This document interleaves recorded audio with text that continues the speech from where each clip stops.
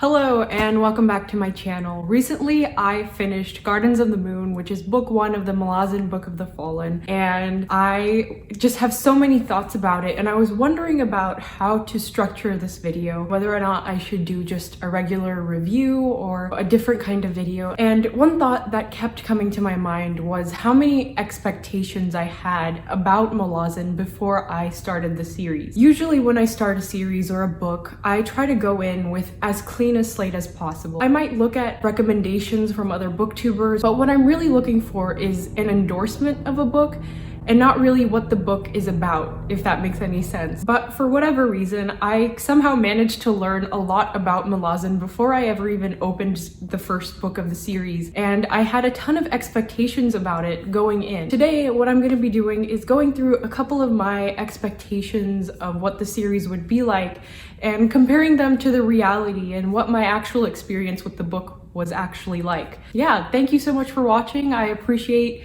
your presence here on my channel as always, and I hope you enjoy this video. Malazan is incredibly complex and hard to follow. Yes, but no. And here's why. Imagine picking up the second book in a series that you had never read before. At first you would be disoriented and confused, but after a while, as you kept reading the book, you would eventually become acclimated and you would understand what was going on, at least through context clues or just because the author ends up explaining it. That's exactly how I would describe reading Gardens of the Moon. Erikson doesn't provide a ton of information about what's going on. He just shows you what's happening and then expects you to fill in the blanks. So despite being the first book in the series, Gardens of the Moon really felt like the second or third book. One of the best examples of this is how the magic system is introduced. The first time Erikson shows the Warrens on page is when they're used as a kind of transportation mechanism. And it really reminded me of the ways in Wheel of Time, and I was like, oh, you know, this is something that I've seen before. It's somewhat interesting, but it's familiar. But then later on, the Warrens are used as a weapon, and you realize that what you know about the magic system is really only the tip of the iceberg. One thing that I've learned from this book is that Malazan rewards curiosity, and I love how the fast pace of this novel kept me reevaluating what I thought I knew about this world. There are pros and cons to this, but once you get used to it, you might find that the narrative doesn't waste any time, and I really appreciated that. Just in general, I want to avoid overhyping how complicated the series is. I think that might turn away people who would otherwise really love the series just because it makes it sound so intimidating, and I know that I myself would have picked this book up much sooner if not for this sort of culture surrounding Malazan. I realized that when it comes to labeling certain fantasy series as advanced or beginner, it's a fine line to tread between, you know, making the genre more accessible and easier to get into and just simply gatekeeping. Like, I wouldn't recommend this book if you were looking for something fun and easily digestible like Mistborn, but if you are looking for something sprawling and massive and engaging, then there's really no reason that I think you shouldn't pick this up, and don't let yourself get too hyped up about whether or not it's intimidating. Once you get used to the way Erikson writes, I think that this book can be incredibly enjoyable. Malazan is all about war. Yes, but no, and here's why. Despite having plenty of battle and combat scenes, those scenes are not the main focus of this novel. If you go into this expecting a very detailed campaign with tons of military strategy in each chapter, you're probably gonna be disappointed. This was actually something that I was personally relieved to find out, because I went into this book just expecting it to be a series of battles and just being very dark and grim. A more accurate approach to this book might be to look at it as an examination of war on individual characters rather than the overarching war itself. And really, as a whole, I think Gardens of the Moon was much more character driven than I was expecting it to be, but we'll be talking about characters a little more in depth later on in the video. A large portion of this novel is dedicated to the inner city street politics of this place called Darujistan, and this is where Erikson really won me over as a reader. I loved learning about the various characters that populate the streets of Darujistan, and really the city itself operates as kind of a very unique character in and of itself. The gaslit alleyways and the dark rooftops created these wonderful and fantastical images in my mind's eye, and I really hope that Erikson returns to this setting in future Malazan books, because I just fell in love with it. Malazan is grimdark. I'm gonna go with no, for now.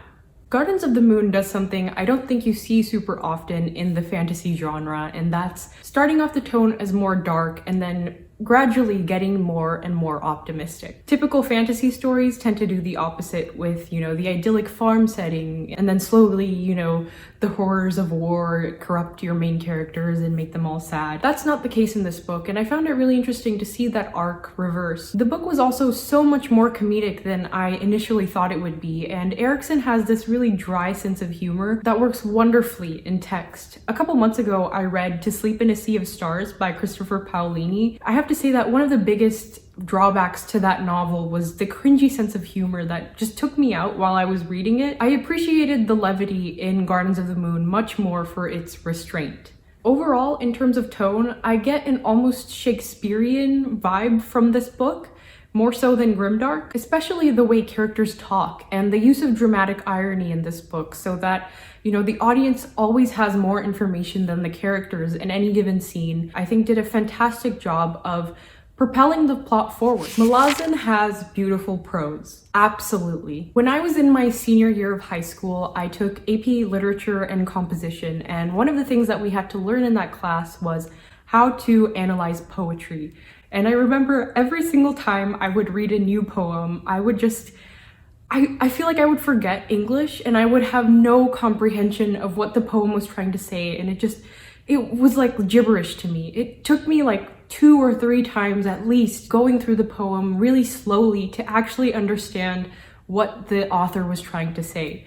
And to a certain extent, I felt like that when I was reading Gardens of the Moon, but only in the capacity that the writing in Gardens of the Moon is incredibly poetic. For example, I want to read you the very first chapter of the book because I think it does such a great job of demonstrating what kind of writer Steven Erikson is. The stains of rust seemed to map blood seas on the black, pocked surface of the mock's vein. A century old, it squatted on the point of an old pike that had been bolted to the outer top of the hold's wall. Monstrous and misshapen, it had been cold-hammered into the form of a winged demon, teeth bared in a leering grin, and was tugged and buffeted in squealing protest with every gust of wind. I love this passage because it beautifully sets the tone for the rest of the book, and it works on multiple levels. On just the basic face value, it's a really nice description of this weather vane, which is a very mundane object, and something I don't think most authors would have chosen to start their epic 10-book series off with, but I respect it. It's a nice weather vane.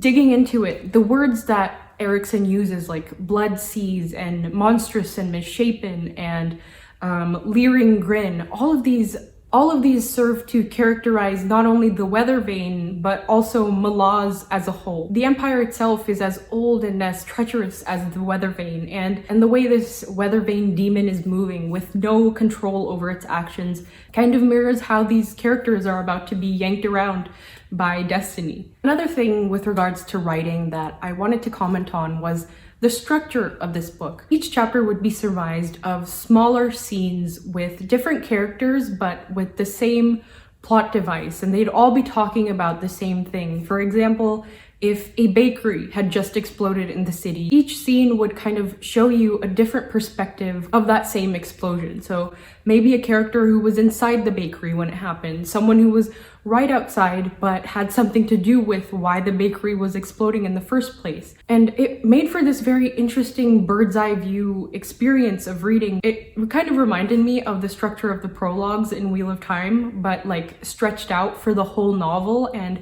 I really enjoyed that kind of bird's eye view of the plot, and it kind of made it so that there were no protagonists or antagonists. There were just people reacting to certain situations in different ways. And again, going back to poetry, I think that those little scenes strung together kind of reminded me of the stanzas in a poem. And they just, reinforced that poetic feel that this book had. The entire novel was just written with this insane amount of attention to detail, and it made reading it incredibly rewarding, and I can't wait to get on with the rest of the series. Malazan has weak characters. No, absolutely not. When you have such a large cast of characters like the one in Gardens of the Moon, there needs to be some level of basic competency when it comes to characterization. Otherwise, the entire book will just fall apart.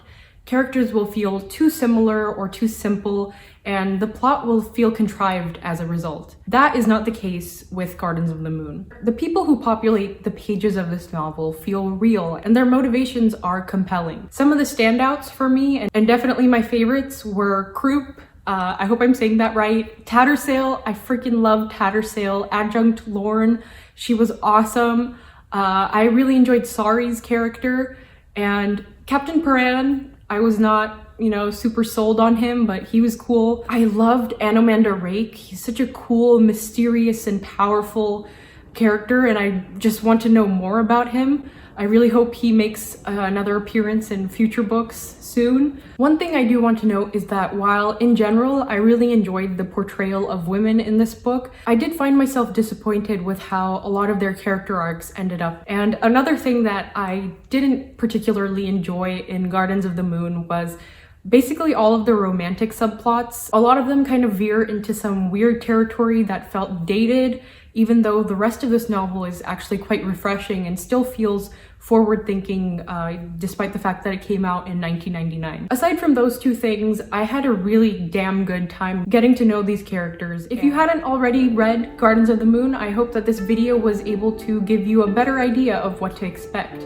And if you had read Gardens of the Moon, please let me know in the comments whether or not you disagree or agree with any of my takes. I would love to know your opinion on the matter. Thank you so much for watching. Happy holidays, and I will see you in the next video. Bye!